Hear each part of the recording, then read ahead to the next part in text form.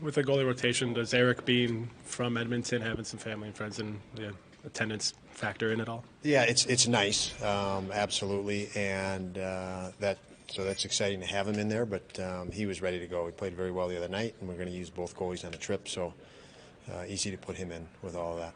Do you really want to get Vinny into the lineup and get him in the mix, especially with the first road game? Yes, I think it's important to get Vinny in the lineup and mix him in there. And Jack will be out tonight. I don't think it hurts Jack at all. I think it's a great opportunity for development to sit back after a couple of games and take some different things in. And he won't be out long. He's here. We know he's a young guy in a high development range of his career. It's important for him to to get ice time, and also it's important for him to be able to step back too and not be in the fire all the time as part of development process. When it comes to Owen Power, do you have to kind of protect him a little bit, or do you just let him go, or how do you kind of work away with that? Yeah, and things like that? I think with Owen, I mean, he's an intelligent guy. He corrects a lot of things himself through intelligence, work ethic, commitment to his own development. But yeah, you are very cognizant and conscious as a coach with all your players, specifically younger ones until they get acclimated to the league, of how you may be able to help them along in that process. So absolutely, we watch and monitor how we can supplement to help his development. And he's a special player for a reason, right? Like, he is. What have you seen of him the time that he's been here, and just you do kind of marvel at just how special a talent he is? You do marvel, and you just hit it. Talent. Yeah. He has extreme talent. He is very aware of what's going on in that rink. But size, speed, strength, intelligence of players at this level, you can't prepare for that.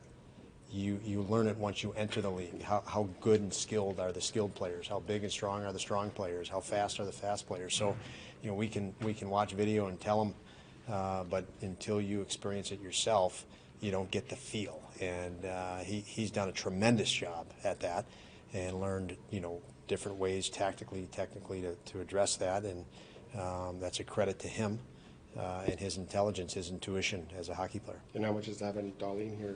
They can kind of say, hey, these are some of the pitfalls of what I went through.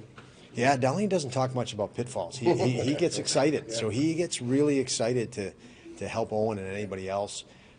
We had several guys last year when Owen was coming in that were in my office constantly. I want to play with Owen when he gets here. When he gets here, I want to play with him.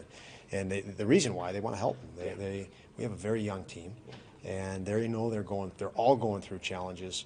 And when they have these guys enter, whether it's Jack Quinn or J.J. Peterka or Owen Power, as first-time NHL players, it's fresh in lots of guys' minds in that locker room, and they can finally return the player and start mentoring a guy a year or two younger than them. So you look at Dylan Cousins, Peyton Krebs are two very young guys for us, yet they have guys now that they can mentor, and they might have only played 50 to 100 games in the NHL. What's it like when you got young guys, you're coming in here, McDavid's on the other side, Draisaitl.